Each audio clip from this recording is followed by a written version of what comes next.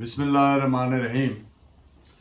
आज हम section 20 PPC court of justice, judicial क्या होता है, जुडिशल एक्ट क्या होता है, क्या commissioner for finding fact finding under public servants act या सी कस्टम अथॉरिटीज़, क्या ये इसकी डेफिनेशन में आते हैं। ब्लैक्स लॉ डिक्शनरी के मुताबिक कोर्ट ऑफ जस्टिस या जुडिशल एक्ट क्या होता है, मेनली इन पे बात करेंगे और इनकी सपोर्ट में केस लॉ भी आपके लिए सर्च किया है, वो भी आपके सामने पेश करेंगे। तो first of all, the definition as provided in section 20 of PPC of the term court of justice, that is to be read as the words court of justice denote a judge who is empowered by law to act judicially alone, or a body of judges empowered by law to act judicially alone. When such judge or judges is acting judicially, ये section 20 PPC में definition जो है। अब इसके different जो case law के ज़रिए हम आपके सामने इसी कोनोटेशन पे, इसकी एलेबोरेशन के लिए, इलस्ट्रेशन के लिए, इसको एक्सप्लेन करने के लिए बात करेंगे। The word court is not defined in PPC as per article 2 sub class ए कानूनी शहादत। कोर्ट की डेफिनेशन यह है कि ऑल जजेस and magistrates and all such persons except arbitrator who are legally authorised to take evidence, who are legally authorised to take evidence, सिवाय सालिस के, आर्बिट्रेटर के, तमाम जजेस, मैजिस्ट्रेट या तमाम ऐसे अशखास, पर्सन्स। इसमें एक बात और नोट फरमाएं कि जो स्पेशल मिलिट्री कोर्ट होती है, जिसको ये इख्तियार दिया जाता है कि लीगली जिसको अथराइज किया जाता है टू टेक एविडेंस, वो इसकी डेफिनेशन में फॉल करती है, इसलिए वो भी कोर्ट की डेफिनेशन में आएगी। तो इस पे आप केस लॉ नोट कीजिए जो अभी मैंने गुजारिश की इन पॉइंट्स पे। PLD 1989 Karachi, page 372। जो डेफिनेशंस कानूनी शहादत के आर्टिकल 2 सब क्लास ए में और सेक्शन 20 ऑफ पीपीसी में है कोर्ट और कोर्ट ऑफ जस्टिस की, वो नहीं अप्लाई करते उसको word court as used in CrPC. इस पे आप इंडियन सुप्रीम कोर्ट का एक फैसला नोट फरमाइए, AIR 1969 supreme court, page 724। Court of justice as per section 20 PPC, जो expression word court of justice है, it signifies a judge or body of judges legally empowered to act judicially। ये जो expression section 20 में use हुआ है, it does not connote only the, इसमें सिर्फ ये बात नहीं है कि only the legal power of taking evidence। तो सच पावर कौन सी such power? Legally taking evidence. तो ये इस सवाल का कंक्लूसिव जवाब नहीं है कि whether such authority is a court of justice. यानी सिर्फ ये इख्तियार लीगली टेकिंग ऑफ एविडेंस की पावर जो है, सिर्फ ये उस सवाल का कि क्या ये कोर्ट ऑफ जस्टिस है, उसका कंक्लूसिव उस क्वेश्चन का आंसर नहीं है। इस पे जजमेंट है 1883 ब्रैकेट में ILR 12 यानी 12 Bombay page 36। Now the word judicial act, what does it mean? Judicial act is one done by a competent authority upon consideration of facts and circumstances or imposing liability or affecting the rights of the parties। तो ये जिसमें ये चीजें पाई जाएंगी वो क्या होगा, वो जुडिशियल एक्ट होगा। This is reported as 1912-1902 bracket में 2LR-R373। जो सी कस्टम्स अथॉरिटी है, तो वो judicial is not a judicial tribunal. उसका अजज करना कन्फिस्केशन या पेनल्टी या कोई ड्यूटी इंक्रीज करना या पेनल्टी किसी पे लगाना, तो ये जो उसके परफॉर्मेंस ऑफ ड्यूटीज है, it does not come with in the definition of judgment, और ना ही ये डबल जेपर्डी के सेंस में इसको लिया जा सकता है। क्योंकि डबल जेपर्डी में आने के लिए जरूरी है कि ऑलरेडी सेम फैक्ट्स पे डिटरमन हो और उस पे एक जजमेंट पास की गई हो एक्विटल या कन्विक्शन की, तो then something would can be challenged on the plea of double jeopardy. तो ये उसमें नहीं आएगा क्योंकि ये जुडिशियल एक्ट की डेफिनेशन में नहीं आ रहा।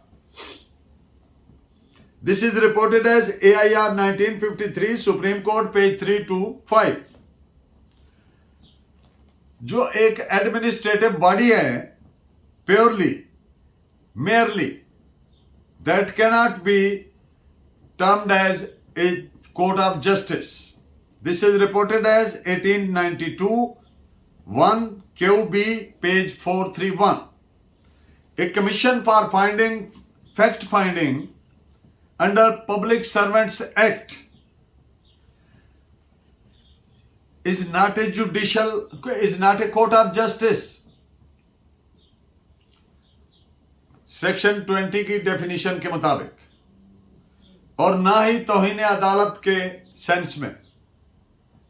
यानी ऐसी किसी कमिश्नर की वो ये इख्तियार नहीं है कि उसकी बात नहीं मानी या कोई तौहीन अदालत के सेंस में भी उसको कोई इख्तियार नहीं होगा। This is reported as AIR 1956 supreme court page 66। The word जज in section 20 PPC is also to be understood as it is understood in section 19 of the PPC। उसी सेंस में इसको लिया जाना है। This is reported as AIR 1952 Allahabad page 306। Sorry। The word judicial has two meanings. It may refer to discharge of duties exercisable by a judge or judges in court, or to discharge functions pertaining to administrative duties which need not be performed in court।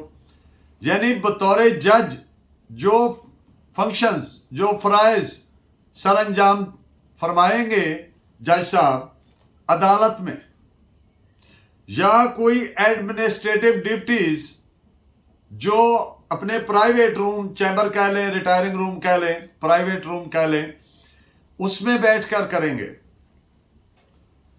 लेकिन जिनके मुतालिक, अब administrative duties कौन सी, जिनके मुतालिक it is required कि जज साहब is to apply to exercise judicial mind for the determination of those administrative duties, primarily for which he is to keep in mind what is fair and just.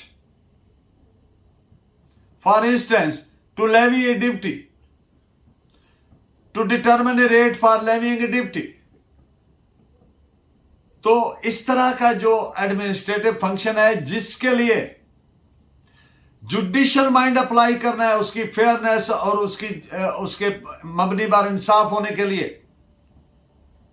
तो वो क्या होगा, वो judicial act के जुमरे में आएगा, वो जुडिशल एक्ट तस्वर होगा। लेकिन only administrative, purely administrative duties, जब for the performance of which application of judicial mind is not a prerequisite, तो वो फिर जुडिशियल एक्ट के जुमरे में नहीं आएंगी, जुडिशियल प्रोसीडिंग के मीनिंग में नहीं आएंगी as per the definition in QSO, वो एडमिनिस्ट्रेटिव फंक्शनिंग में फॉल करेंगी।